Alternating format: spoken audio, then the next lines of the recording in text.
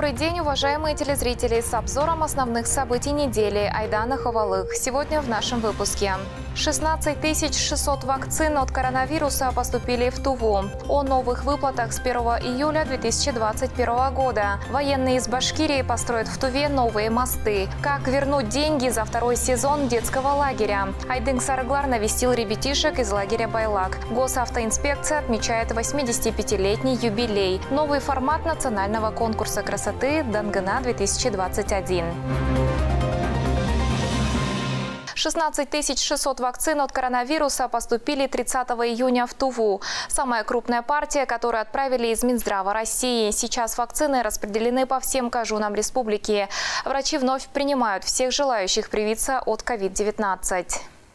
Благодарен министру здравоохранения России Михаилу Мурашко за поддержку Тувы и за то, что не оставил без внимания мою просьбу. Нам остается оправдать его веру в нас и увеличить темпы вакцинации. Президент России Владимир Путин 30 июня на прямой линии рассказал о 3 новых видах детских пособий. Президент подписал закон, кому полагаются выплаты и как их оформить. В сюжете далее. В июле 2021 года появятся 3 новые выплаты. Беременным женщинам, вставшим на учет до 12 недель беременности и находящимся в трудной финансовой ситуации. Размер пособия – 50% прожиточного минимума для трудоспособного населения в регионе. В Туве размер пособия беременным женщинам составит 5928 рублей. Заявление можно подать с 1 июля, но не раньше 6-й недели беременности. Вторая выплата на детей от 8 до 17 лет. Единственному родителю или при наличии решения суда о взыскании алиментов. В Туве размер пособий неполным семьям составит 6106 рублей в месяц на каждого ребенка. Заявление можно подать также с 1 июля, но не раньше 8-летия ребенка. Подать заявление можно самостоятельно, используя портал государственных услуг, либо по предварительной записи в клиентскую службу пенсионного фонда по месту жительства.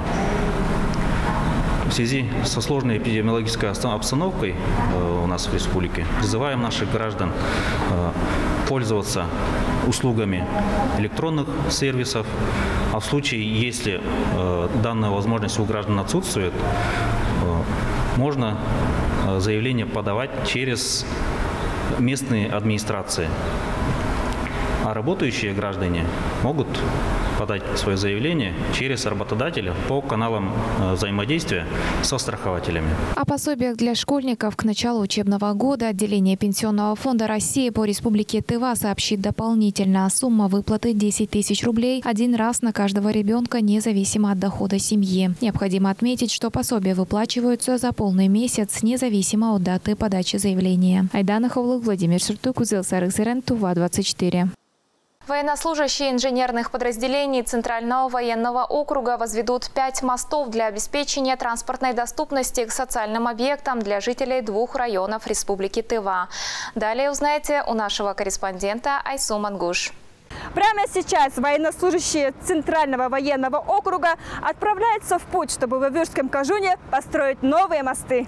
На подготовительном этапе военнослужащие проведут рекогносцировку районов, расчистку прибрежной зоны, подготовку насыпи и оборудование подъездных путей. Специалистами будет установлено 3 моста длиной около 80 метров через реку Мыганбурен до 20 метров через реку Чергаки. Сооружения обеспечат автомобильное сообщение на дорогах регионального и местного значения. Колонна направляется в населенный пункт Саглы для наведения мостовых переправ через реки Республики Тыва. Своей задачей считаю обеспечение безопасности дорожного движения в ходе проведения тактико-специальных учений по наведению мостовых переправ. В колонне находится 8 единиц техники. Это специальная техника, предназначенная для наведения мостовых переправ. То есть там находится кран, экскаватор, топливозаправщики, специальные машины, то есть электростанции. И для передвижения крупногабаритной техники. В мероприятии задействовано около 100 военнослужащих и более 20 единиц специальной инженерной техники. Бульдозеры, экскаваторы, самосвалы, 40-тонные автокраны, топливозаправщик, грузовые автомобили, тралы и будки для оборудования.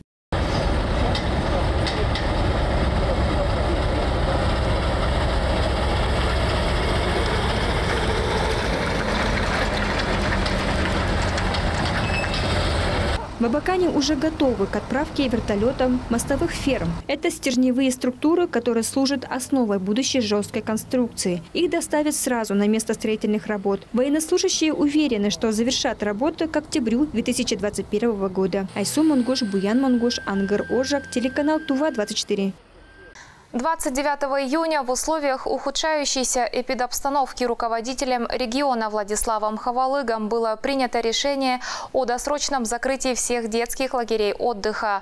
Профильным ведомствам поручено в сжатые сроки провести необходимую оргработу, в том числе по механизму возврата денег за второй сезон отдыха.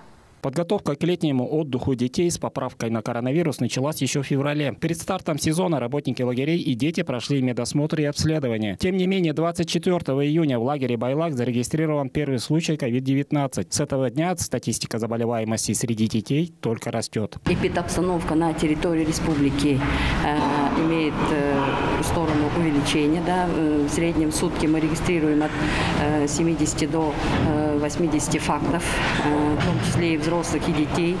За прошлую неделю были зарегистрированы факты 95 случаев детей до 18 лет. И в связи с тем, что погодные условия на сегодняшний день очень дают о себе знать, в особенности в лагерях, которые расположены на Чагатае. Вчера вечером также оперативным штабом и временно исполняющим обязанности главы республики Владиславом Тавичем Хавалык принято решение в целях обеспечения защиты несовершеннолетних, охраны здоровья детей. Принято решение о закрытии всех лагерей, и дневных, и стационарных, начиная с сегодняшнего дня. После ковидной вспышки в лагере Байлак Минобрнауки Тувы запустил анонимный опрос граждан в социальных сетях. Около 70% респондентов ответили, что в условиях пандемии отдых детей в лагерях отдыха продолжать не стоит. Очень жаль, что такая ситуация получилась, но тем не менее мы должны осознать и понимать ситуацию в республике нашей. Поэтому второй сезон, который мы должны были открыть 8-9 числа, значит, это будет переноситься на более поздний срок, пока ситуация в республике улучшится. Пока речь идет только об отмене второго сезона отдыха. Третий сезон могут разрешить только при улучшении эпидситуации. Теперь приоритетная задача – выздоровление заболевших детей и недопущение дальнейшего распространения инфекции среди контактных лиц, отметил на совещании Владислав Хавалык. В настоящее время, состояние детей стабильно. Дети, которые находятся в детском отделении республиканской детской больницы, которые развернуты под коронавирусную инфекцию, состояние их средней тяжести, ближе к удовлетворительному. 31 ребенок в настоящее время находится, 11 уже выписали на амбулаторное долечение, у них получены отрицательные ПЦР-анализы. 36 детей у нас в настоящее время находятся в изоляторе, у которых ПЦР-анализы положительные, они под наблюдением, то есть без какой-то клинической выраженной картины. И 89 детей, которые находятся под наблюдением в обсерваторе, у них, за прошедшие сутки выявленных ПЦР-положительных детей не было, и они дальше находятся под наблюдением. Руководителям поручено организовать вывоз детей из лагерей и принять все профилактические меры. Возвращать детей начнут сегодня же, 30 июня. Будет организован и возврат денег за путевки. Более подробную информацию по этим вопросам можно получить по телефонам горячей линии Минобрнауки 27075 и Минтруда 21744. Мадар Сандан, Артыш Бартан, Тува-24. В продолжении темы к детям из лагеря Байлак, которые сегодня находятся на лечении, приехал заместитель министра здравоохранения Тувы Айдын Сарыглар, чтобы на месте посмотреть, как проходит их выздоровление, продолжит Даян Дансюрен.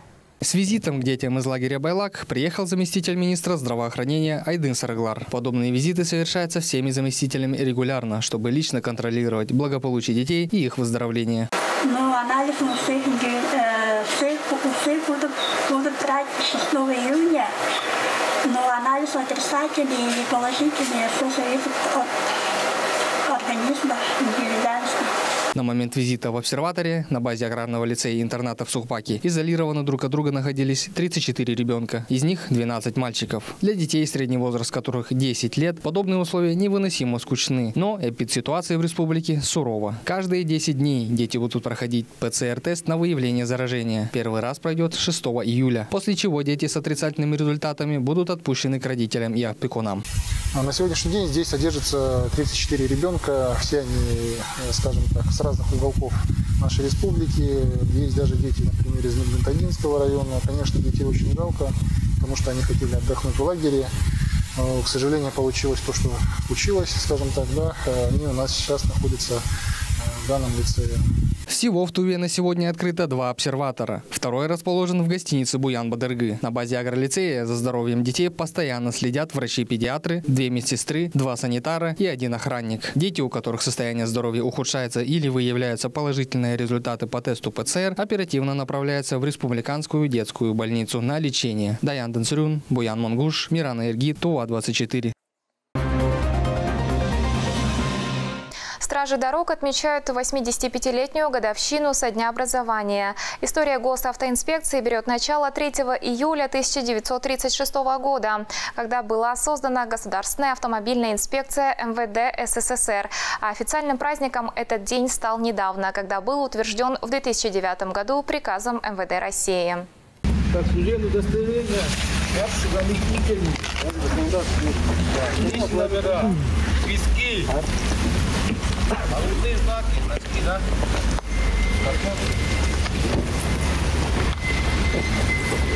Именно с этого ритуала и начинается День инспектора ДПС. На разводе стражи дорог не только получают новые ориентировки, но и в обязательном порядке повторяют основные фабулы нормативно-правовых документов, которыми регулируется их служба.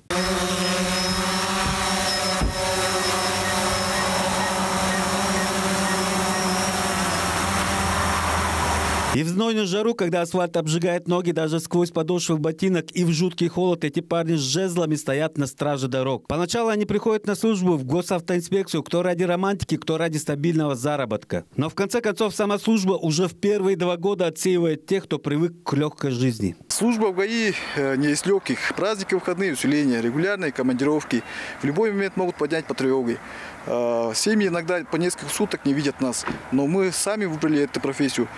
Кому-то же надо следить за безопасностью на дороге. Госавтоинспекция начинается с дежурной группы. Именно сюда стекается вся информация с дорог республики. Сообщения о происшествиях, правонарушениях и преступлениях, заторах на дорогах, неработающих светофорах и многое другое. Бессменными часовыми дежурной группы отдельной роты ДПС региональной госавтоинспекции являются 3 капитана полиции. Ролан Козылолович Дажикпан, Чингис Вячеславович Дабча и Василий Викторович Ундун. Каждый из них привык оперативно реагировать и принимать важные решения, от которых зависит дорожная ситуация в целом. Именно они владеют оперативной обстановкой и координируют перемещение нарядов дорожно-патрульной службы, непрерывно руководят средствами и силами госавтоинспекции. За сутки дежурная смена принимает более 200 звонков, телефонные сообщения поступают каждую минуту.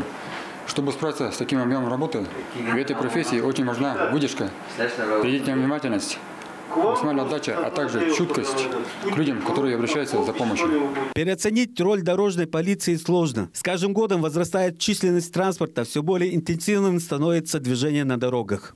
У нас было там единицы, в районах были по 1, а то в некоторых вообще не было инспекторов. Все вот, вся интенсивность взять. И транспорт, если в ГАИ было 3, ну, данных точно я не помню, такие вот сколько по республике, но в разы меньше, чем сейчас. И сейчас ребятам сложно работать, машины стали более скоростные, интенсивность движения. Если бы нас в то время показали бы вот какой-то момент в город, жить над городом, никто бы не поверил. В Москве не было такого движения, как сейчас у нас по сравнению с тем промежутком времени. Инспекторам очень тяжело. Потому что скоростной режим нарушения – это самая большая, мне кажется, беда. Вот нарушение, и оттуда выходит и ДТП. И вот надо быть грамотным. И все водители стали... Квалификация водителей намного выше, чем в то время было. И вот надо инспекторам быть очень грамотным, вежливым, взаимовежливым. И тогда мы как-то найдем общий язык Свой профессиональный праздник стражи дорог встречают на боевом посту. Единственное, что отличает этот день от буднего, это обязательные белоснежные парадные рубашки и многочисленные поздравления. Но, как признаются сами полицейские, самый лучший праздник, когда на дорогах республики не происходит ДТП. А лучший подарок – это соблюдение автомобилистами правил дорожного движения. За полугодие у нас наблюдается рост по всем основным показателям аварийности, как по количеству ДТП, так и по погибшим и раненым в них людей. Но хотелось бы отметить, что некоторые позиции нам все-таки удалось снизить, такие, например, как количество наездов на пешеходов. То есть, благодаря принятым мерам обустройства улично-дорожной сети, освещения улиц нашего города, установки ограждений, это все, конечно, способствовало к снижению количества наездов. Этот день стали отмечать всего 12 лет назад. Это при том, что самой государственной автомобильной инспекции уже 85 лет. И хотя пандемия ковида внесла свои коррективы в праздничные мероприятия, инспекторы ДПС не унывают и шутят, что свою долю массовых поздравлений в этот день они-то точно получат. Дорогие коллеги, уважаемые ветераны, в этом году госавтоинспекция празднует свое 85-летие. Это юбилейная дата. И хотелось бы в этот день пожелать всем крепкого здоровья, счастья, удачи, чтобы служебные будни были хорошими и не приносили каких-то проблем. Искренне хотелось бы выразить слова благодарности родным и близким сотрудникам, которые относятся к нашей службе с уважением, пониманием и терпением. Всех с праздником. Сайгын Бюрбюч, Айхан Донгак, Мирана Иргит, Тува-24. Накануне в Рио главы Тувы Владислав Ховалык провел прием граждан. Заведующая детским садом номер 5 города Кызыла Наталья Сергеева пришла с интересной идеей о создании необычной школы. Подробно расскажет Инна Клоян. Напомним, что 30 июня в Рио главы Тувы Владислав Ховалык провел прием граждан. К нему обратились жители с разными предложениями. Наталья Сергеева верила, что попадет на прием, но не ожидала, что так скоро. Если в рамках декады национальных культур ввести туда студентов и плюс подключить диаспоры, у нас бы была возможность не просто в детском саду выступать, но и на городских уровнях тоже детей выставлять. Дальше, чтобы вот эти декады проходили в форме круглых столов, допустим, чтобы знать, что хотели бы люди разных национальностей видеть при Центре культуры.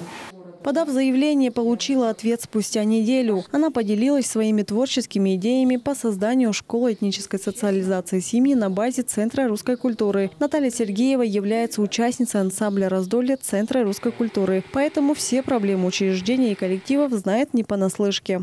Услышав, что Центр русской культуры могут закрыть, и в городе будет вестись строительство нового центра, это, конечно, очень радостно. Но так как мы все люди, которые взрослое население города Кызыла, творческие, занимаемся там, выражаем свои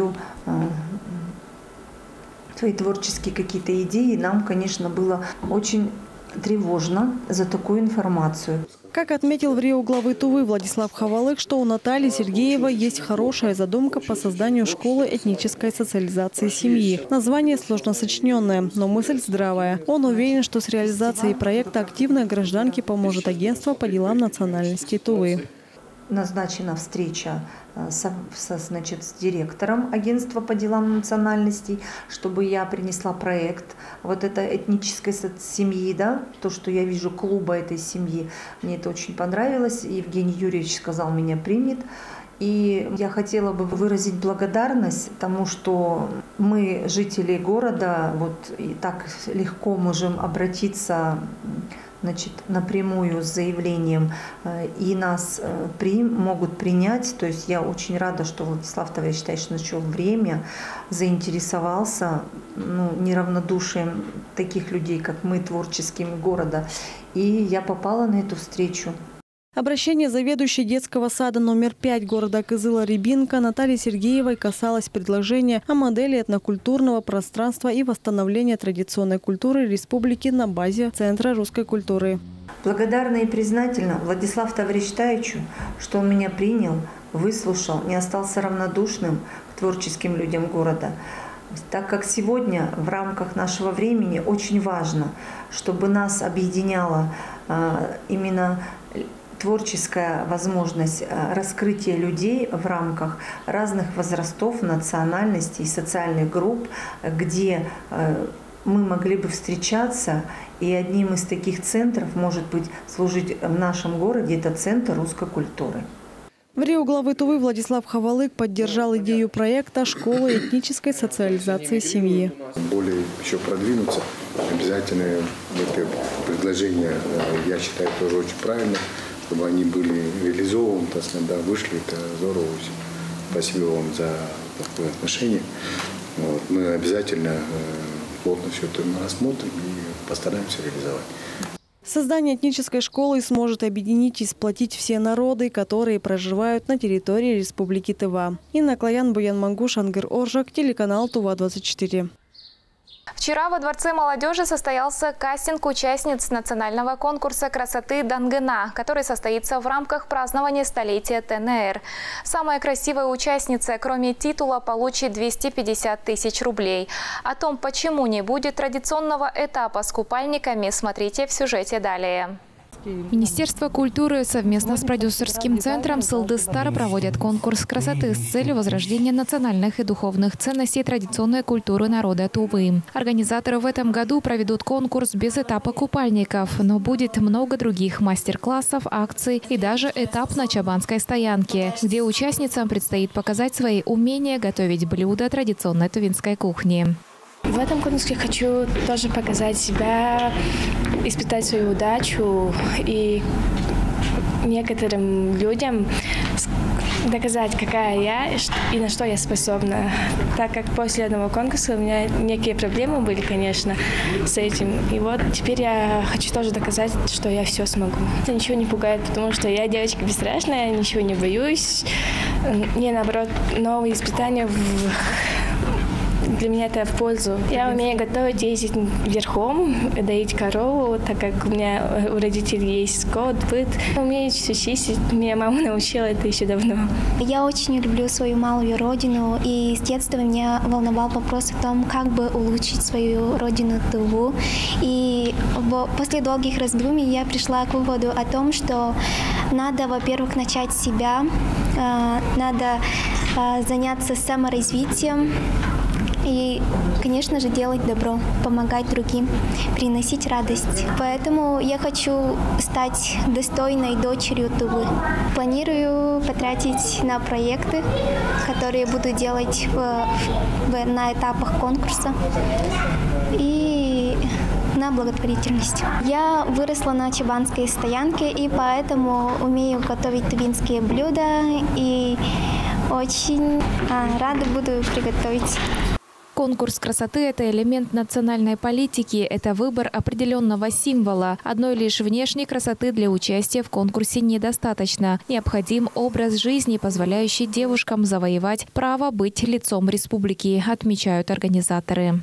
Национальный конкурс красоты Дангына, мне кажется, в этом году кардинально отличается от предыдущих конкурсов, хотя бы именно тем, что сейчас мы отказываемся от купальников, потому что раньше это были конкурсы именно физического совершенства, а сейчас именно мы выбираем эталон тувинской девушки, такой образованной, красивой, целеустремленной, яркого лидера, которая уважает свою историю, традиции, культ старших, да, у которых почитается в семье, культ матери, ребенка. В организации конкурса продумана образовательная часть, в которой более даже 50 пунктов, где девчонки будут учиться мастерству речи, актерскому мастерству, да, тренинги по психологии, как перебороть себя, тренинги по личностному росту.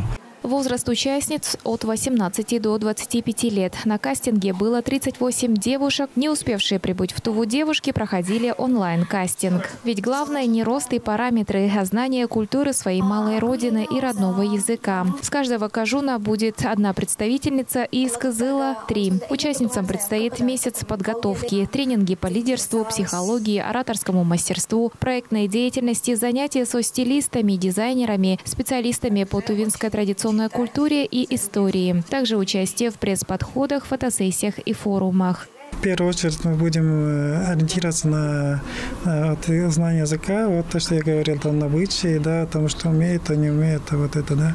Вот, во время конкурса в течение месяца еще будем учить. А всем участницам я желаю, чтобы они хорошо прошли кастинг. Конкурс пройдет 15 августа в Национальном музыкально-драматическом театре имени Виктора Кукула. Главный приз – 250 тысяч рублей. Айдана Хвалу, Владимир Сюртук, Ангер Оржак, Тува-24. Это были главные события недели. А я прощаюсь с вами и желаю приятных выходных.